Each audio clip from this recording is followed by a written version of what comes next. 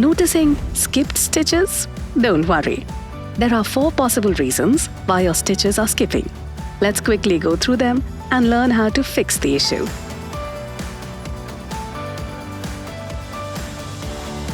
Using the same needle for too long can make it worn out, blunt or old.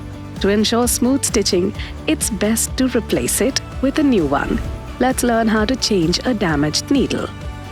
First, carefully remove the needle using a screwdriver. Then, replace it with a new one. Ensure the scarf of the new needle faces inward. Fully insert the needle into the bar, then tighten the screw firmly. Now, your stitches will be as beautiful and smooth as ever. Using the wrong needle size can lead to skipped stitches. Make sure to replace it with the correct one for smooth stitching. For this machine, we recommend using needle type DBX1 with sizes 9, 11, 14, 16 and 18. Now, let's go over which needle size works best for different fabrics. For light fabrics like cotton and muslin, use size 9. For delicate fabrics like net and chiffon, go with size 11. For medium weight fabrics like cotton and silk, choose size 14. For tougher fabrics like buckram and light denim, size 16 works best.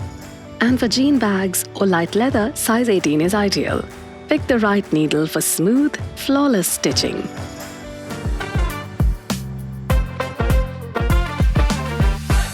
Now, let's check the needle plate. It should be intact without any bends or damage. Carefully remove it using a screwdriver.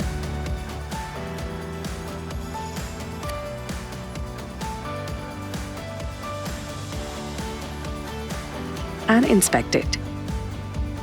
If you find any bend or damage, it's time to replace it with a new one.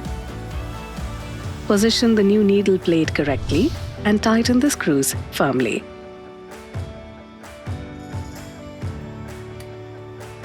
And just like that, your stitches are back to being as beautiful and smooth as ever.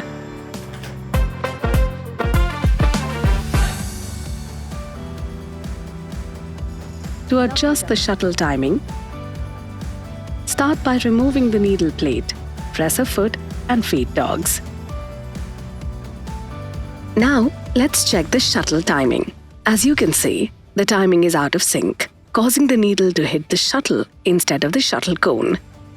Let's resync it. Start by loosening these 3 screws.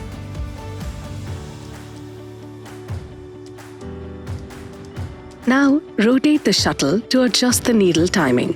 Run the needle slowly and observe its movement, ensuring it does not hit the shuttle. Once the timing is correct, securely tighten the 3 screws. Next, check the needle and its scarf. There should be a 0.05 mm gap between the needle's scarf and the shuttle cone.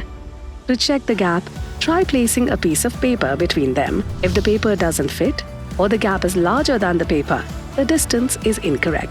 Here the paper fits perfectly, which means the gap is just right. Reassemble the feed dogs and needle plate. Run the machine and check for smooth operation. The shuttle timing is now set, ensuring your machine runs perfectly.